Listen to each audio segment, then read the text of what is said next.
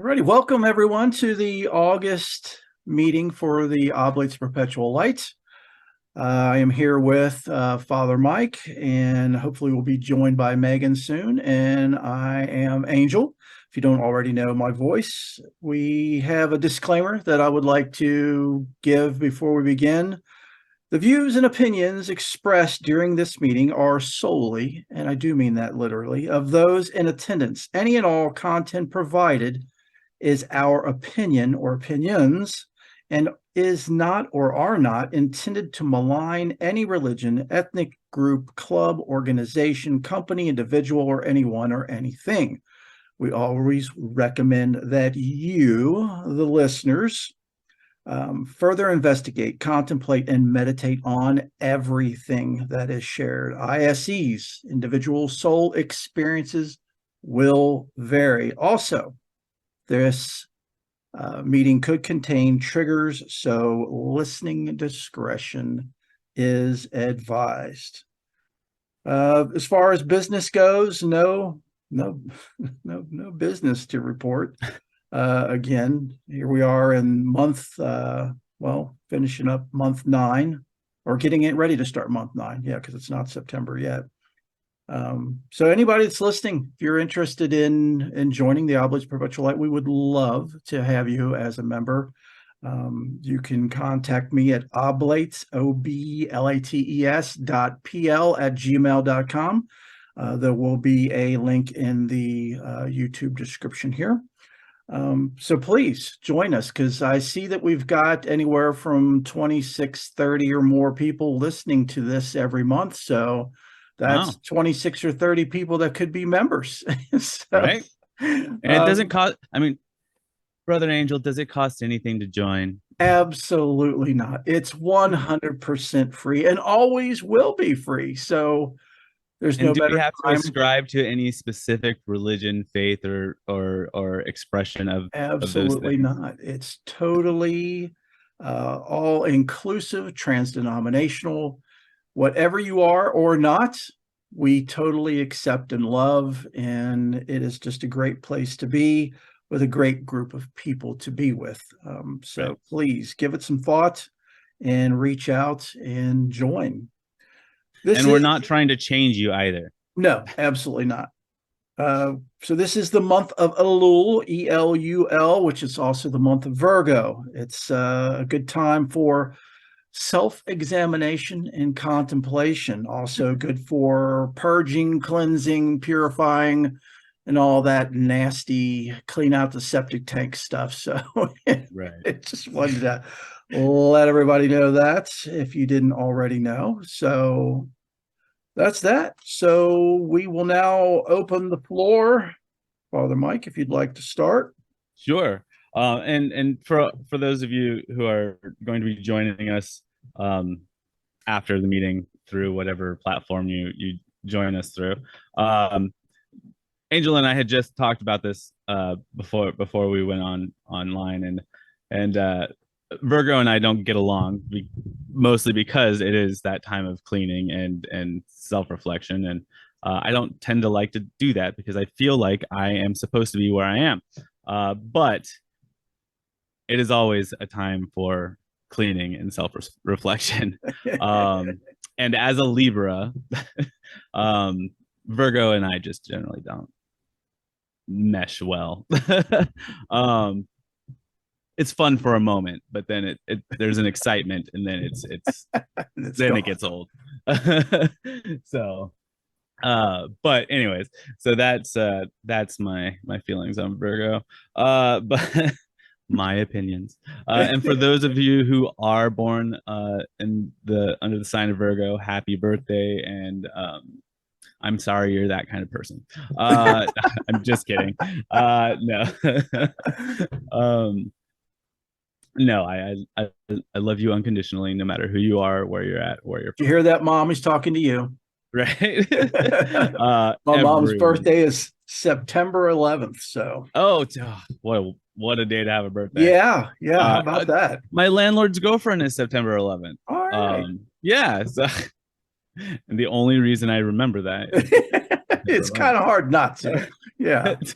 um, But yeah, so just as updates, I mean, life for me is an experience in patience and understanding transition. Uh, and I say that because everything for me lately has just been in this constant state of flux and transition. Um, and so, and oh, okay, sorry. And so as as we're doing this cleaning out and self-reflection and things like that, um, understanding that transition is just a part of life. The only constant in the universe is that everything changes, right? So it's the only thing we can really count on is change. Things today are not going to be the same tomorrow, and things in the future are not going to be as we once knew them. Everything will be different, and we just need to learn to adapt and accept and move forward with grace.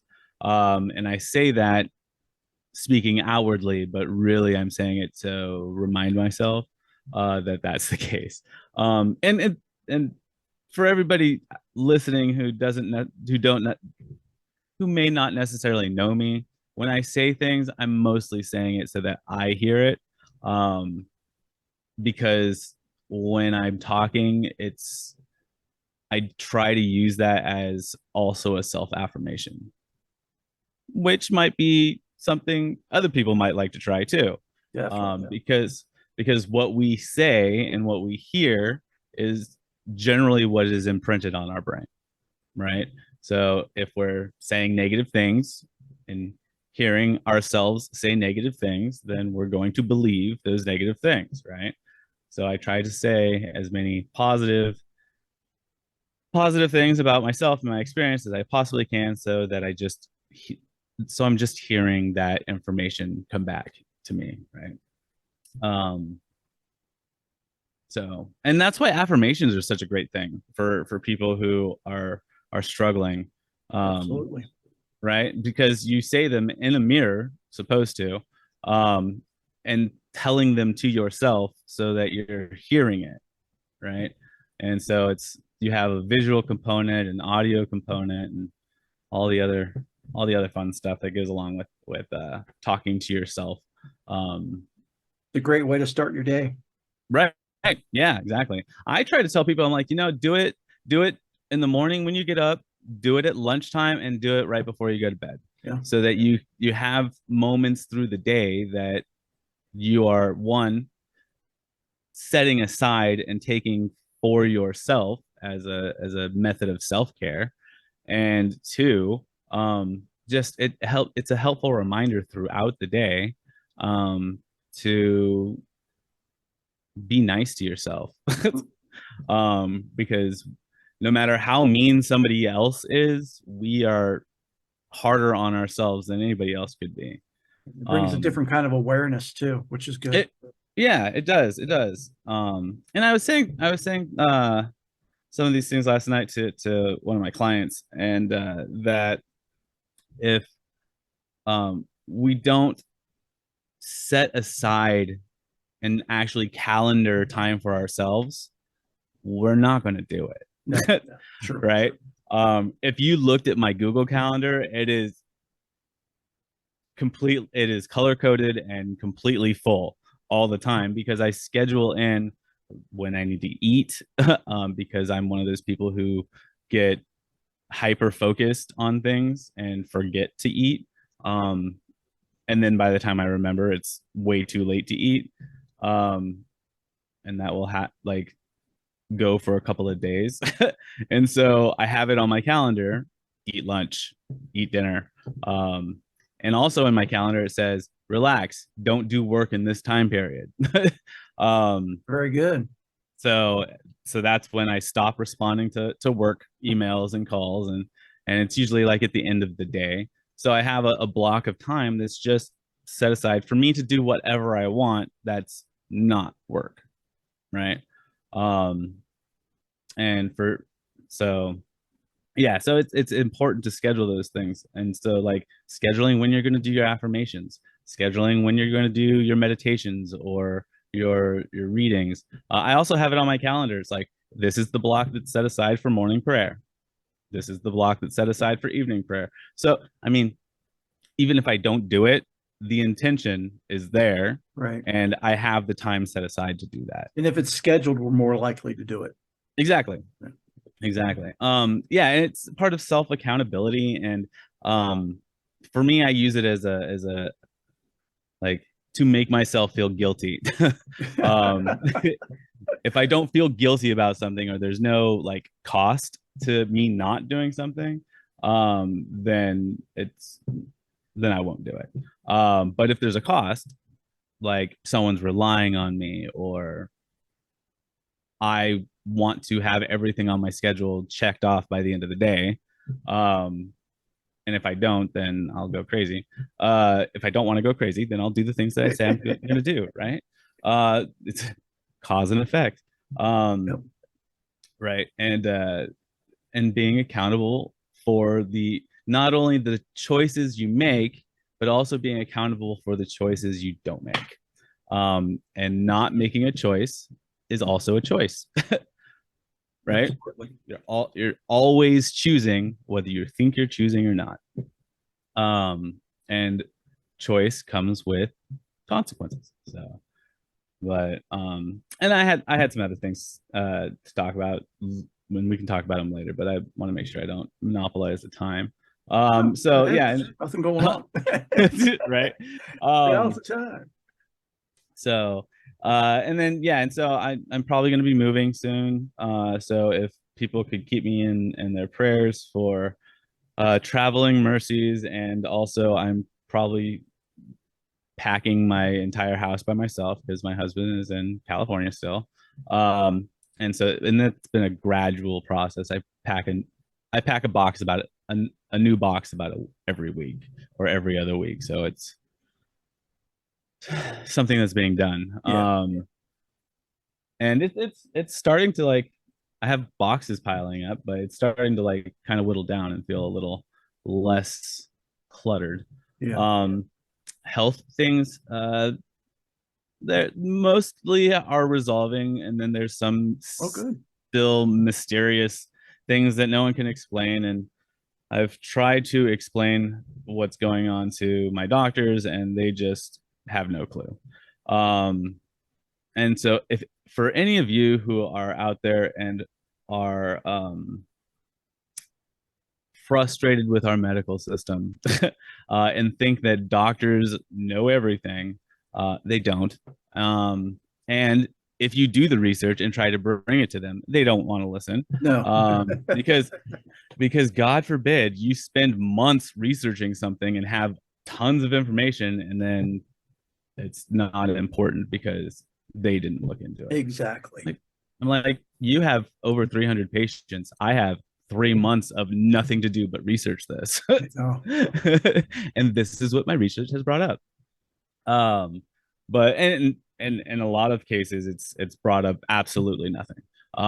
There are things happening that no matter how hard I try or how deep I go down rabbit holes on Google, I can't figure it out. So they say that I should just I need to make an appointment with dermatology. I'm like, okay, we'll see. But I also think that I think I need to transfer from having a MD or RNP as my primary care provider and move to a DO. Yep. That's what Haven and I have are DOs. Yeah. And for people who have a lot of systemic things going on, I highly recommend DOs because they look at your health in a very holistic way, right? You're familiar, but for those who aren't, a lot of them focus on function and movement. So when you go in for your doctor's appointments, you get a massage and you also get adjustments for some DOs. But they look at like your diet and your activities of daily living and everything that could be contributing to what is systemically happening. They treat you Whereas treat everything as a whole instead of right, picking at where symptoms, doctors are just treating trying to put symptoms. band-aids on symptoms, Yeah. right? Which is, and I look over at my end table and I have like 10 different medicine pill bottles, and I'm like, we are not meant to be putting all these pharmaceuticals in our body. There has to be another way. Yeah. For some people who need to have pharmaceuticals, don't stop taking your pharmaceuticals without consulting your physician. If you do choose to cut back or cut down or cut out, have a plan in place on what you're going to do to supplement what those medications were providing you, right? So, like if you're on antidepressants, you better be coming up with an exercise routine and an exercise schedule to create endorphins and the things that you'll be missing when you don't have the medication anymore, and the serotonin and all that stuff. So, um, that is my personal opinion, and um, so, but yeah, I think that I think cutting back is on how many medications I'm taking, because they just make me so tired, and like I'm on one medication that um gabapentin, I think it is. It makes me tired, and it makes me just feel like I'm going through the motions. Like I don't have a joie de vivre or a brightness to my experience right now, and that is not something I want. No.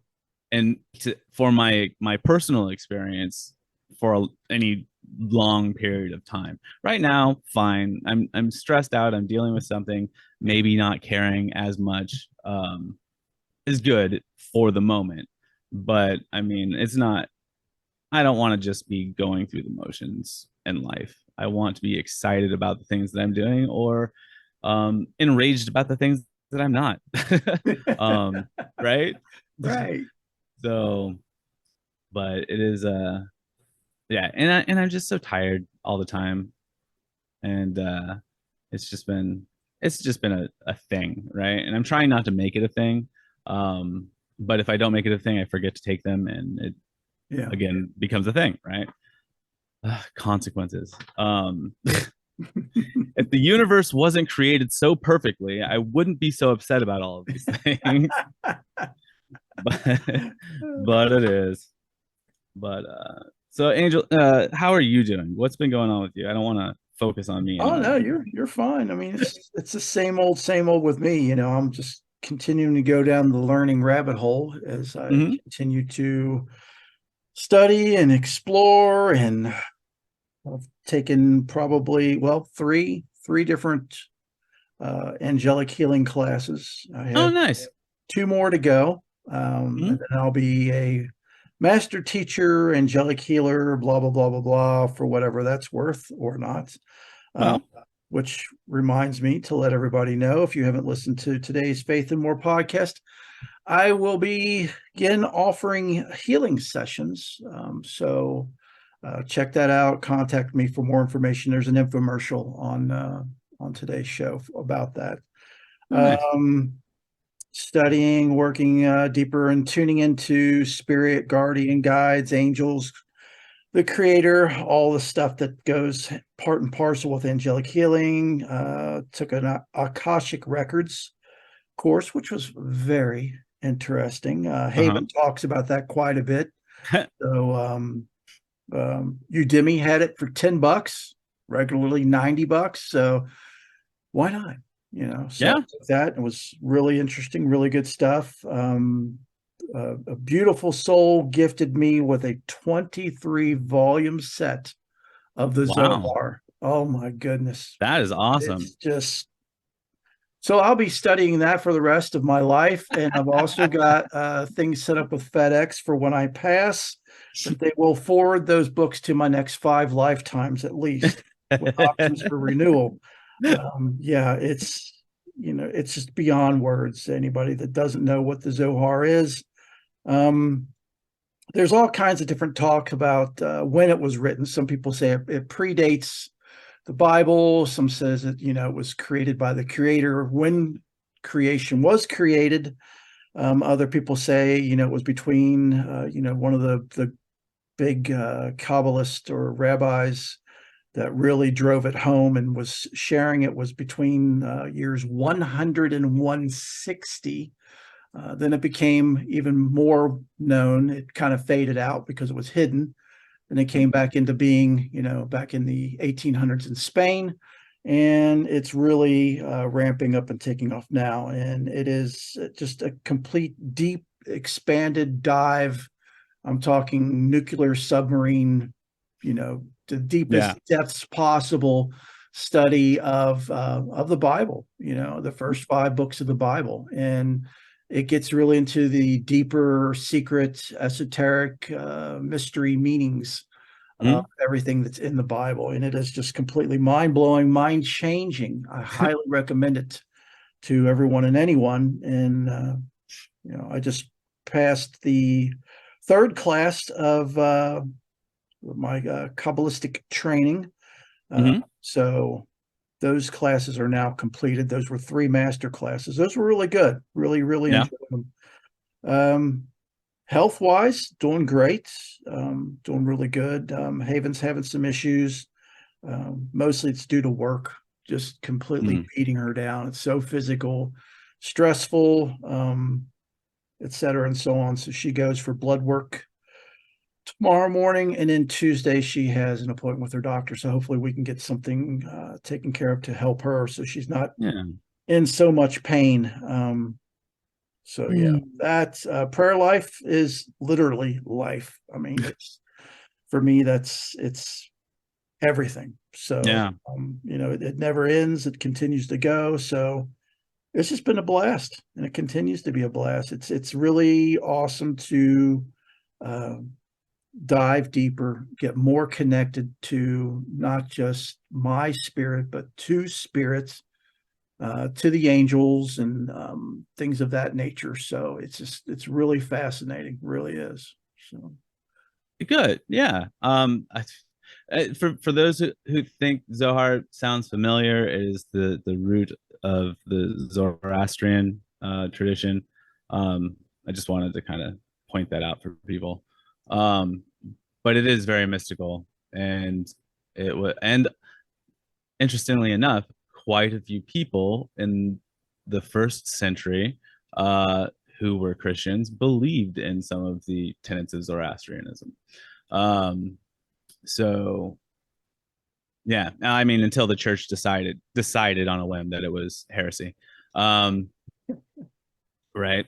And so, uh, but I mean, we can have a talk about what a heresy actually is, but um, and I think a lot of us will have very differing opinions um, on that. So, but so yeah, I wanted to bring up something that I was talking about yesterday. Um, that I I I think it's important for people to hear, um, because I'm not trying to toot my own horn, but it is literally life changing. Um, and I almost can't believe it came out of my mouth. So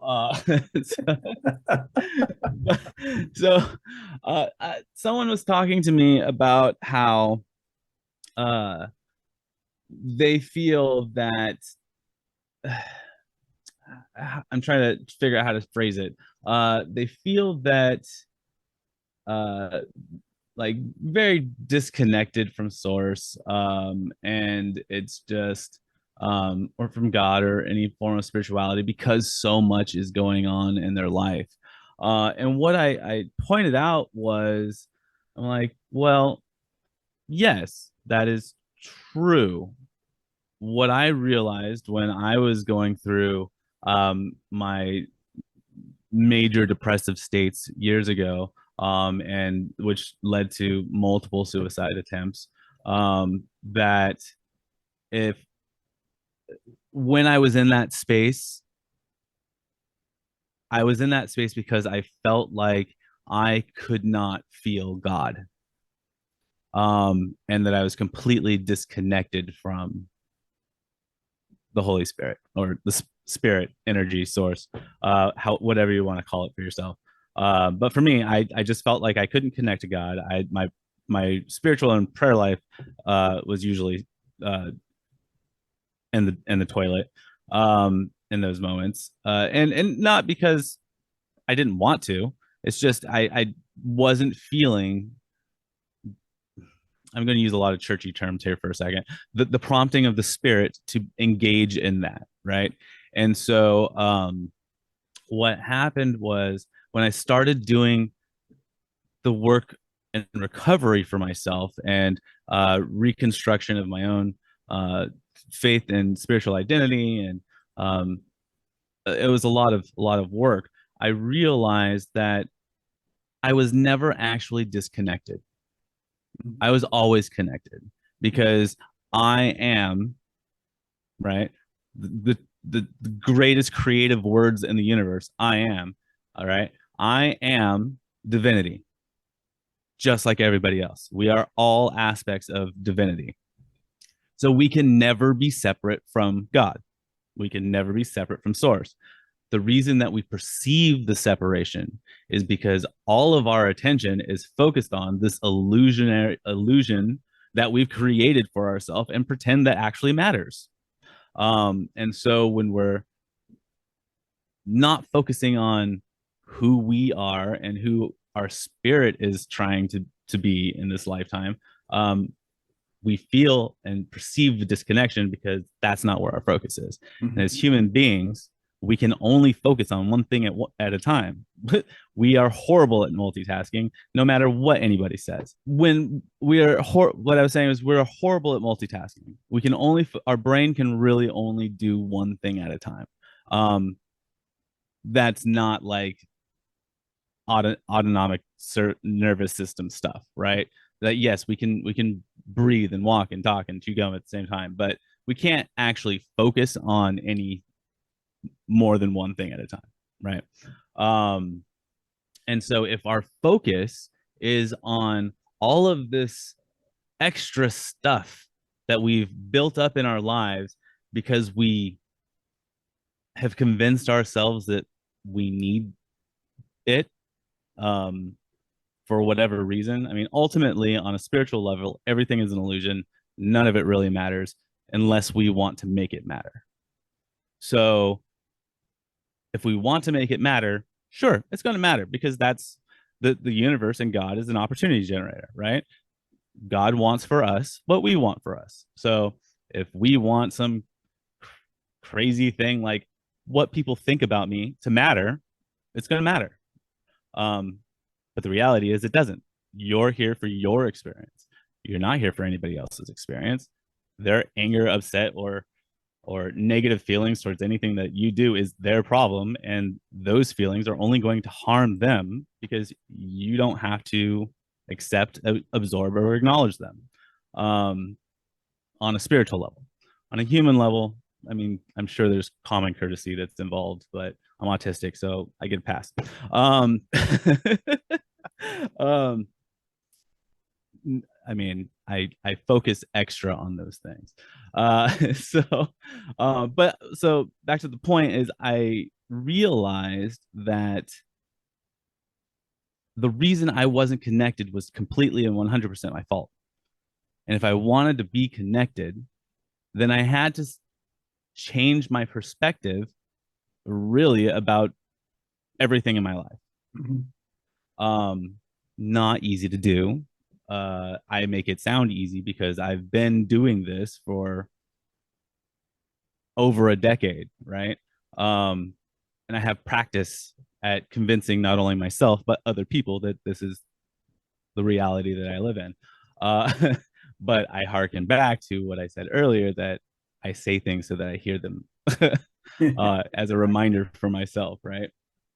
Uh, so I, so in doing all of that, it also brought up for me in the conversation that I was having that I'm gonna lay some spiritual truths on some people and give you the answers, which I'm not generally supposed to do because you're supposed to figure it out for yourself. So you have a so it means more, or is worth something in your experience, but I'm going to give you the answer.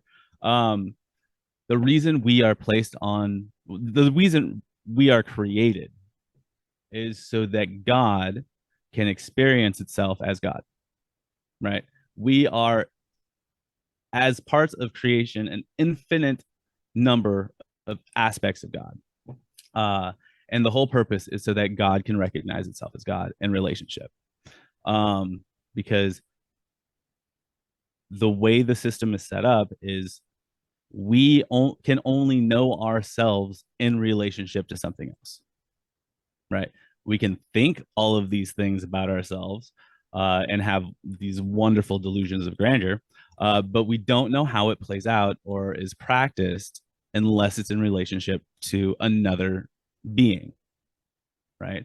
So, what did God have to do but create more beings to be able to look back on itself and recognize itself as God? So, that's the major truth. And so then I took in the conversation, I took it down to this our individual soul level, right? And I was thinking about it and I said, and I was kind of on autopilot when I was saying it, which is why I thought I would actually forget it. Because it's like when I preach. When I preach, I don't remember my sermons 5 minutes after I'm done because I get out of the way and just You're in allow the what zone. needs to, Yep. yeah. Spirit to go. Uh, Yep. I just get out of the way is what I have learned to do. And so you'll never really see me write down a sermon. I'll have maybe topics or notes that I want to make sure I hit, but it's generally what God needs to say to people at that moment. Um, and I find that for me it works well. Other people need to write their sermons. They're not good at the impromptu. And I'm not either. I spend weeks kind of thinking about and figuring out what I'm trying to say. But back to the point, that on a soul level, when our soul came decided to incarnate in this lifetime, whether you believe in reincarnation or whatever, it is irrelevant. But our soul decided to come into this lifetime, right? And I said to this person, I said, what if you're going through all of these things that are crazy and stressed out, not only because you're in transition, but because your soul wanted to experience an aspect of God that it hadn't previously experienced, right? There's infinite aspects, right? Right. But a Yep. specific aspect, which came to me in that moment, was what if your soul wanted to experience the last time you ever experienced trauma? What if it wanted to experience the last time of all of this, Mm-hmm. right? And and that just kind of blew the doors open for me, right? So because we have traumas and we experience these traumas, but there's something in the last experience Yeah. of something, right? The last class you have to take, the last bell before the end of school or the end of day, or um the last minute before school's out for summer, right? There's something in that moment Mm-hmm. that I think becomes infinite possibility. And our souls are divine and are therefore 100% infinite possibility, right? So if God created all of it and none of it at the same time to experience itself as God, our soul is playing out that archetype for itself, right? It wants to experience itself as God. So it wants to have those creative experiences. It wants to experience the last time of things and move into something new. Um, so that's, I mean, if maybe this makes sense to people or Oh yeah. not, I'm just rambling. Should do a Um, podcast on it. Right. Well, I'm doing it now. um, what if our our sole purpose, right, is to experience itself as itself? Mm, And how do we do that? By living in a state of infinite possibility. I told this person that I was talking to that you are, yes, everything seems crazy. One, it's everything that you asked for, the universe provided, you called it into being. You, the co-creative power with the creator of the universe, made this happen. So stop stop bitching about it. Second, realize it's a gift and an opportunity to start and do whatever you want to do without the encumbrances of everything that was. yeah. Right. And very few times in our life are we afforded that moment where it is literally a clean slate. All we have to do is leave the past where it's supposed to be and move forward and do something different. And of course, I heard back, well, it's not always that easy, Mike. I'm like, well, it's never supposed to be that easy, but it really is ultimately that easy. Choose to not be upset, choose to not hold on to anger, choose to live in unconditional love, forgiveness for yourself and others, and just a state of grace, Yeah. which we are, if you're a Christian, which is what we are called to do anyway. Yeah. Right? So if, or really any spiritual background, that's what you're called to do. Unconditional love, live in grace, forgive yourself and others, for the wrongs that you may or may not have done. And I also point out that, and I said this earlier, even not making a choice is a choice. And oftentimes not choosing something will have a lot of unintended consequences because we just didn't choose because we were either overwhelmed or we couldn't decide or whatever, blah, blah, blah. We were on the fence about it.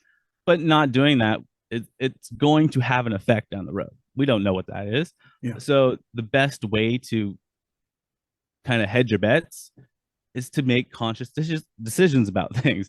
Don't just allow the randomness of chaos to control your life. And if you recognize that that's how things have been, every moment is an opportunity to do something different. Right? Now, now, now, change your thought about something, Yep. change Hit that your pause idea button about something. and change. Yep. Yeah. It's like, oh, I Don't be can't so just, reactive. Yeah. yeah. It's like, I just can't, I can't think that way. Well, you can. You're choosing not to, Yeah. really. Right. And I was in that conversation, I harkened back because I had a conversation with somebody about the trauma coaching that I do. And they said that, oh, the what was it, the cognitive approach that you take to it just doesn't work for me, blah blah blah. I'm like, first off, you don't know what approach I take in Yeah. trauma recovery. um and it is multifaceted and can't be boiled down to just Yeah. cognitive therapy. CBT. Yeah. Yeah. uh and I'm like, it is, I mean, it is far more involved. And not only is it far more involved, it's individually tailored to the learning styles and where a person is on their own journey. Right. So that being the case, it works for everyone.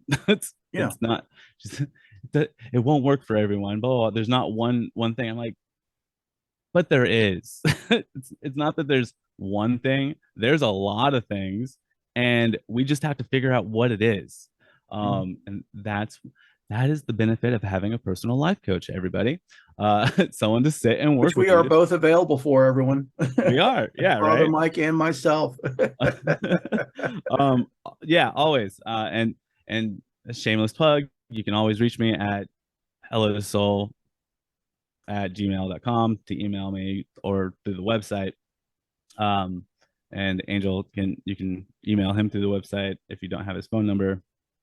But yeah, we are always available um, for coaching if necessary.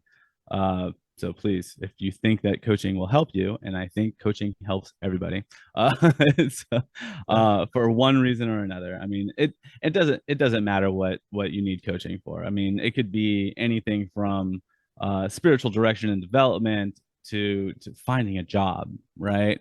Yep. And really, all of it comes down to is mindset, right? I mean, I specifically do a lot of trauma and religious trauma coaching, but really I'm a mindset coach because my job is to change how you think about your experience Yeah. and yourself, right? And there's an infinite number of ways that I can do that. It just matters how creative we want to be in developing that process together.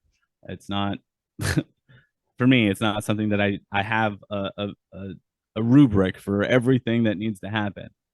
Some of my clients take a year or more. Some of my clients take 6 months. It just depends on what they need for where they're at. Right. Um, and that's okay. I here's something about expectations. I choose not to have expectations of people because I choose not to be let down when they're not met. Right? If you have expectations of somebody and you know who the person not is and they aren't meeting your expectations, you've set yourself up for that. They didn't do it. They were very clear about who they were. um, if you saw the signs, when people tell you who they are, believe them. Right? Um, but it's like, and don't, I mean, it's expectations set you up for failure, and it sets other people up for failure because our expectations are so often, more often than not, unreasonable. Right. um They're not going to fit in your box. yeah, they're They not never they're will. not going to fit in your box. Everybody is where they're at based on their psychosocial spiritual experience, and there's nothing that you can do to change anything unless they ask for help to change, right? How many therapists does it take to change a light bulb, Angel? One, but it has to want to change, right? um, so you can't change anybody unless they want to change. And if they don't want to change, all you can do is unconditionally love and accept them for whoever they are choosing to be in that moment. Yep. That doesn't mean you have to give them any more time, energy, or space in your emotions, your I was going to say menstruations, your mental status, or brain space, uh, than you would give any casual acquaintance, regardless of how much history you have with that person. Right. It also Right. helps to see them more on a spiritual level as well, that your spirit, their spirit, we're all created by the creator, and the creator created them as they are before you. Yeah. So who are Right. you to second guess the creator and say, it didn't do it right. I need to fix it. I can tweak this. I can Right. fix this.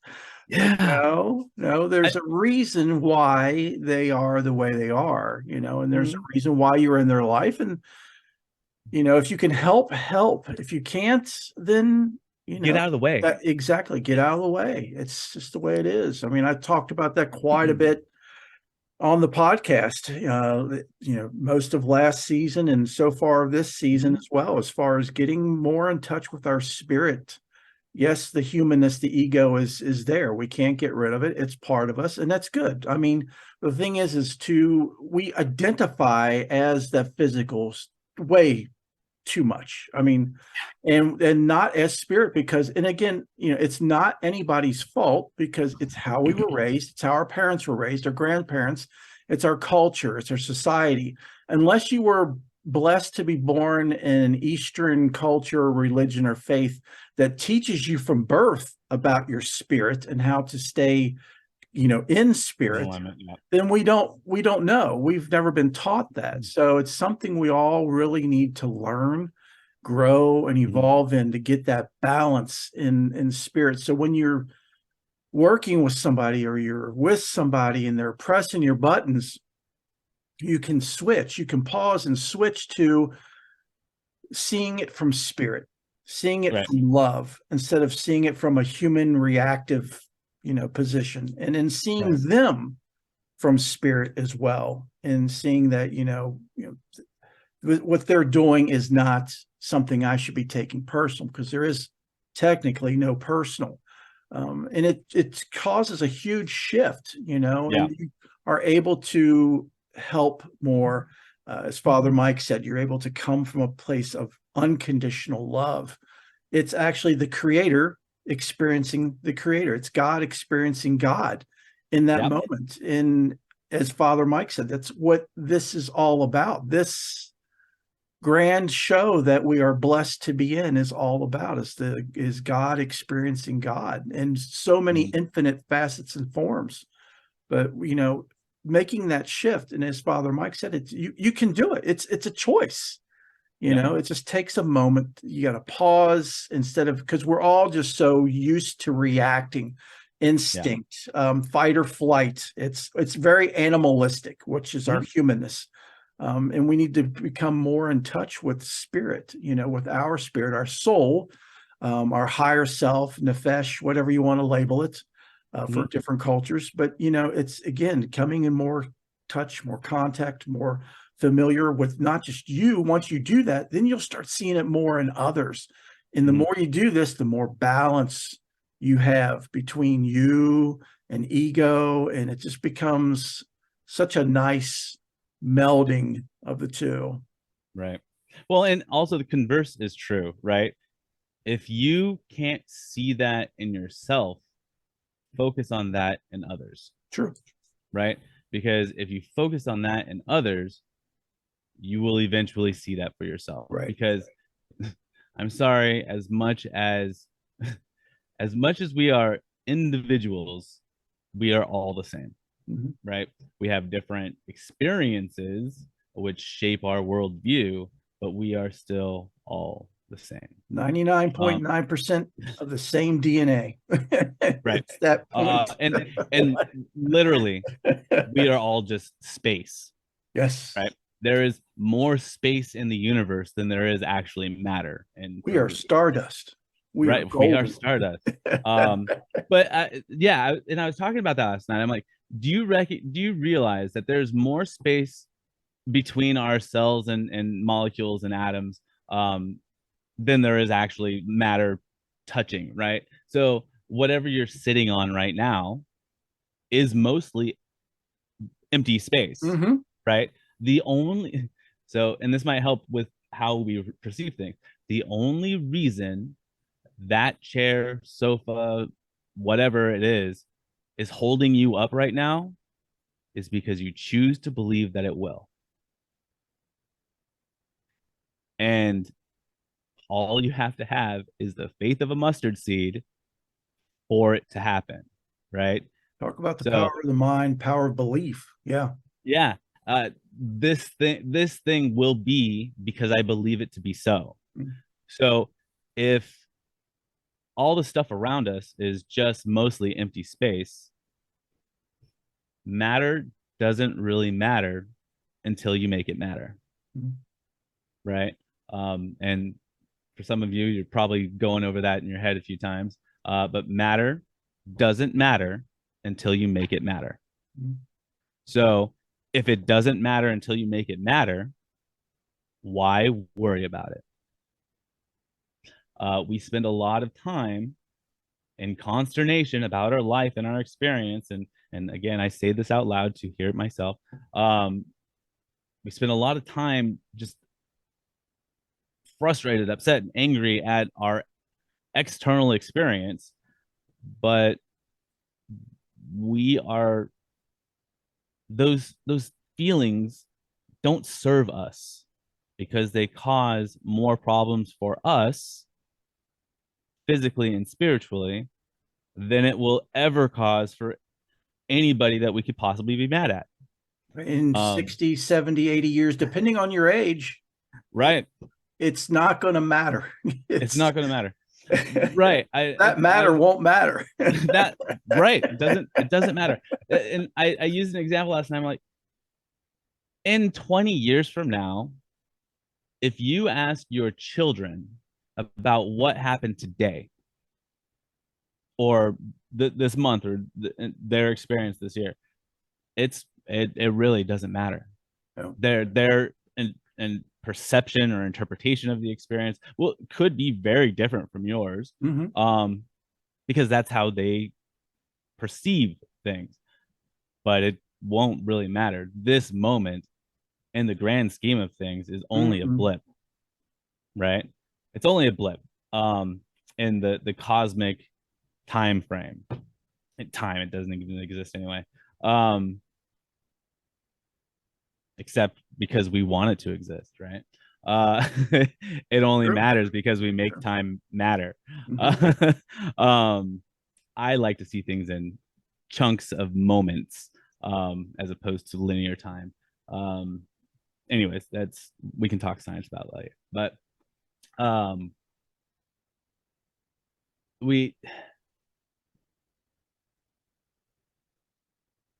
spend a lot of time being upset about things that are either one, beyond our control, or two, we're in our control, so we're upset at ourselves for not doing something about it. And the reality is it doesn't matter. You made the choice that you made when you made it, and now make a different choice. Right. You're not held to it, right? In that moment, you did the best that you possibly could at the time with the choices and the resources that you felt you had. Fine. Accept that. Move on.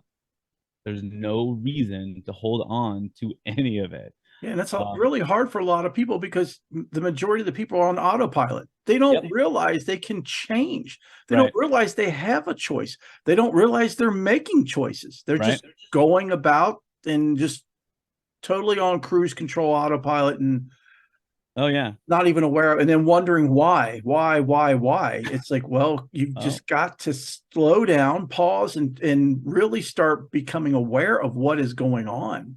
And that you have control, or it's not even why it's not sometimes not even why, it's pointing fingers at it's their fault for this.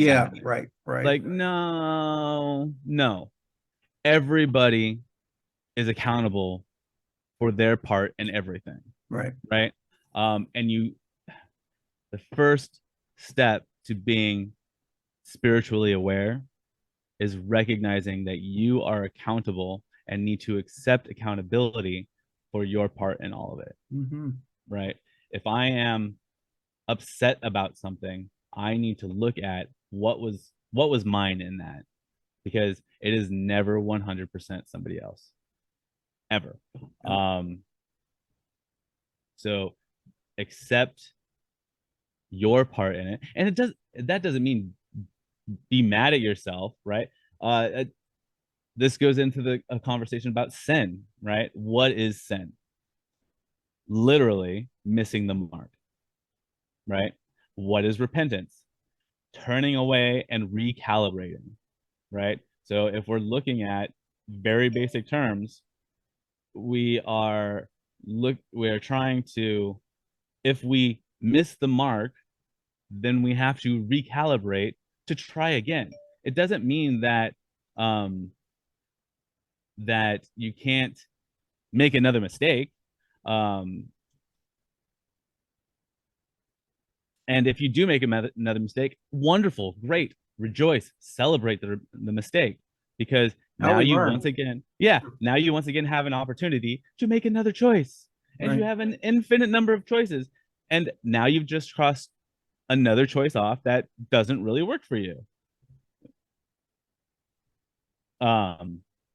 And so it's an opportunity. And as much as I don't like Edison, um, because he stole all of his ideas, uh, it what he said about the invention of the light bulb, right? Um, he learned a thousand ways to not make a light bulb. All he had to do was make it right once.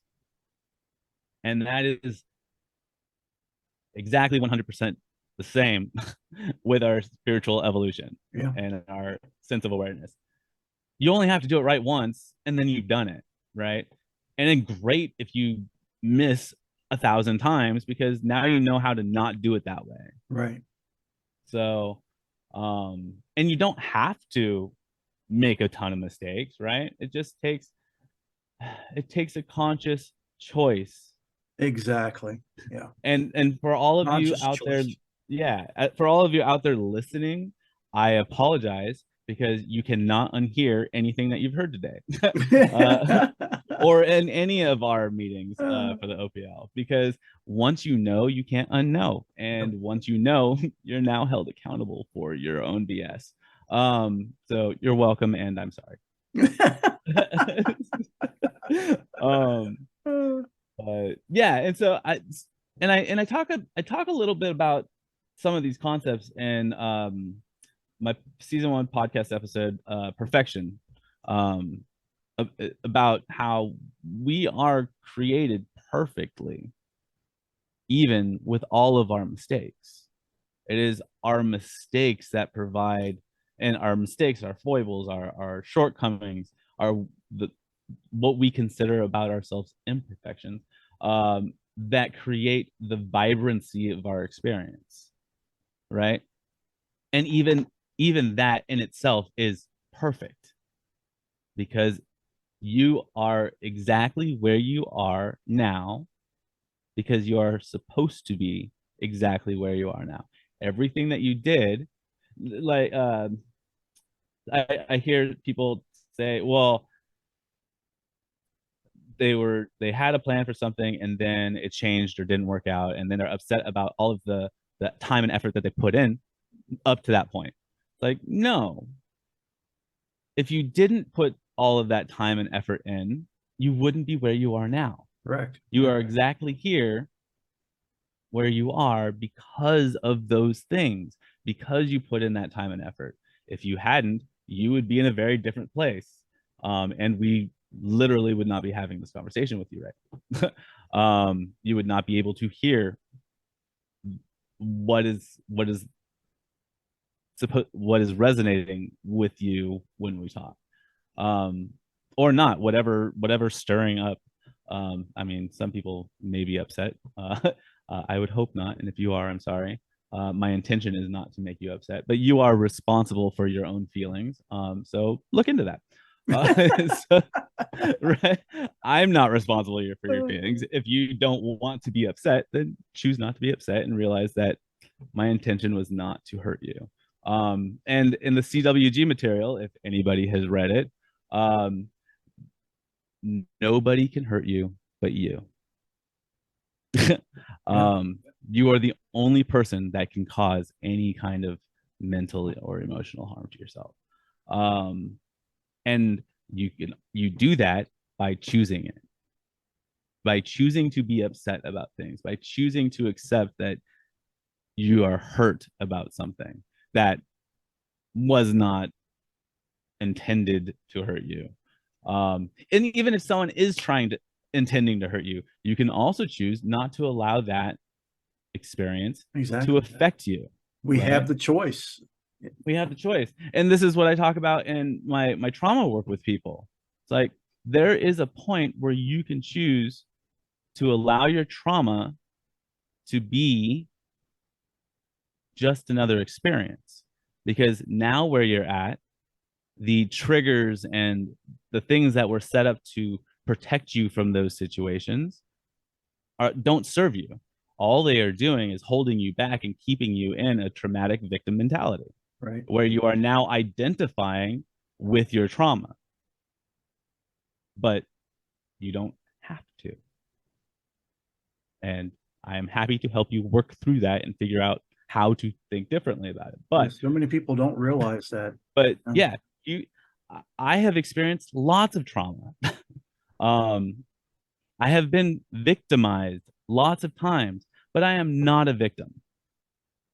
I choose to allow my trauma experiences and my victimizations to help me be who I am today. If all of that trauma and all of that stuff that was very, very painful to experience, and also very painful to be in, to go through recovery of, because you have to deal with it, which means you have to talk about it and in some sense viscerally relive it. But if I hadn't done that, I would not be who I am today. True. Yep. Right. I guarantee you I would be a very right-wing conservative person with a very different political party, because that is literally who I was before I went through this journey. Yeah. That I'm always going to be on, right? So I mean, I had to accept my trauma. I had to accept those experiences as part of me. I'm not going to get rid of them, but I don't have to let them control my life. I don't have to avoid certain situations because I may be triggered about something. Right? Whereas if we're still in that space, we practice more avoidance than conscious decision making. Right? Because we don't want to be triggered, right? Of course, no one wants to be triggered. But again, that trigger is set up by your ego to keep you in this space of constant fear. And I invite you now, all of you, everyone, including myself, every moment, to step out of fear into love. Because on the other side of that, on the other side of the trauma, on the other side of all of the pain that you may experience for a short period of time and working through it, on the other side of that is a sense of peace and understanding and acceptance and joy. And you can find the joy in the suck, right? Things may be crappy right now, but again, what was your part in it? What do you need to forgive yourself for? And then how do you make it an opportunity? It's life-changing. Right. Every moment, life-changing. Mm-hmm. Every moment changes your life. Who do you want to be and how do you want to show up for it? Yeah. This is the only question you really need to answer. Who do I want to be in this moment? And be conscious of that and own it. Right? So, and I'll leave it at that, and probably a cliffhanger for all of you. Because I'm good with everybody started out with. So thank you all for listening. So those of you who are listening and don't already know, as Father Mike said, you can reach him at hellotosoul.com. He also has an amazing podcast called Logic in the Bible. I will have a link to that in the show description here for you all to check it out. Please do. It is, if you enjoyed any bit of what you've heard today, you're going to absolutely love his show. And talk about life-changing. It definitely is. Beyond highly recommend it. So again, I just want to let everybody know we are open to newcomers. So if you would like to be part of this, please join. Come and be new. Yeah, hang in, come in here and hang with us, and we'd love to hear your views and expressions and your take on your spirituality, because it is an individual experience and everybody's is different. And the more souls we get together, the more, as Father Mike said, God experiences itself, which is just truly amazing and beautiful. So we'll go ahead and do a closing prayer and blessing, and we'll end this one for this month and be back again next month. So we will close with the Anna Bakoch prayer. Let us pray. please answer us